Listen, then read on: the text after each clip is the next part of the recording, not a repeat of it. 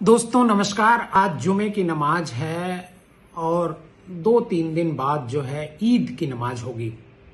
नमाज सड़क पर न पढ़ी जाए, इसको लेकर के बहस चल रही है।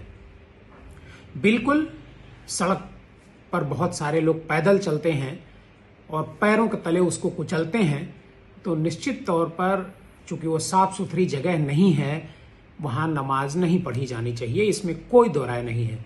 लेकिन जो जुम्मे की नमाज होती है और जो ईद की नमाज होती है वो मस्जिद में ही पढ़ी जाती है, मतलब एक साथ पढ़ी जाती है, एक सुर में पढ़ी जाती है। ऐसे में अगर कहीं मस्जिदें कम हैं तो क्या सरकार को या लोकल एडमिनिस्ट्रेशन को यह इंतजाम नहीं करना चाहिए कि मुसलमान भाई आखिर नमाज कहां पढ़ेंगे? क्या वो हमारे परिवार के सदस्य नहीं हैं? क्या वो भारतीय नहीं है कि उनकी चिंता प्रशासन को नहीं करनी चाहिए? और उल्टे प्रशासन उनके खिलाफ लगातार आग उगल रहा है। हम पढ़ने नहीं देंगे नमाज, बिल्कुल ठीक बात है, बिल्कुल नहीं पढ़ना चाहिए। लेकिन अगर हिंदुओं के लिए एक सड़क खाली कराई जा सकती है कांवड़ यात्रा के लिए, तो मुसलमानों के लिए 10-15 मिनट के लिए एक सड़क धुलवा करके वहां नमाज नहीं पढ़ाई जा सकती है? बिल्कुल पढ़ाई जा सकती है। एक तरफ तो नरेंद्र मोदी जी 32 लाख मुसलमानों को ईदी भिजवा रहे हैं, उसमें गिफ्ट है। दूसरी तरफ मुसलमान जो नमाज है, ईद की नमाज साल में 2 बार होती है, वो नमाज नहीं पढ़ने पा रहा है। तो ये कहां का न्याय है? ये कहां की समरसता है? ये कहां का सर्व धर्म समभाव है? ये कहां सबका साथ, सबका विकास और सबका विश्वास है?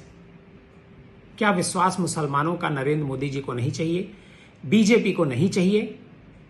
अगर चाहिए, जैसा कि ईदी बंटवा करके मोदी जी बता रहे हैं कि हम ईदी बांटवा रहे हैं, जोर शोर से कैंपेन चलाया जा रहा है, बाकायदे ईदी बांटने के लिए कैंप लगाए जा रहे हैं भाजपा के बैनर तले। ईद तो बाद में मनाएगा मुसलमान, पहले ईद की नमाज पढ़ेगा। और ईद की नमाज अगर मुसलमान पढ़ने जा रहा है, उसे सड़क मस्जिद में जगह नहीं मिल पा रही है, तो सड़क पर रोका जा रहा है। ये सही मुझे तो नहीं लगता है। वैसे मस्जिद को लेकर के अक्सर विवाद उठते रहते हैं। अभी गाजियाबाद में 3 दिन पहले मस्जिद में कुछ हिंदू संगठन के लोग पहुंच जाते हैं और मस्जिद के सामने हनुमान चालीसा का पाठ करने लगते हैं। क्या ये सही है? क्या मुसलमान हिंदुओं के धार्मिक स्थल मंदिर पर पहुंच जाएं और वहां पर वो नमाज अदा करने लगे, ये क्या सही है? क्या आप बर्दाश्त करेंगे? तो इसी तरीके से धर्म सबका अपना होता है। उस धर्म का दूसरे धर्म के लोगों को सम्मान करना चाहिए। अगर हम दूसरे धर्म का सम्मान नहीं कर सकते हैं तो हम किनारे हो जाएं, मेरा तो यही मानना है। और मुझे लगता है कि देश में जो 150 करोड़ लोग हैं, 150 करोड़ में से 140 करोड़ लोगों का यही मानना है।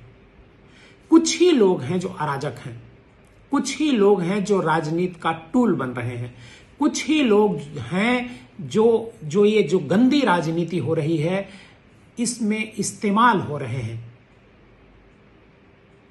आपको अगर बात करनी है तो बेरोजगारी की बात करिए, महंगाई की बात करिए, किस तरीके से आपका जेब सरकार काट रही है, इसकी बात करिए।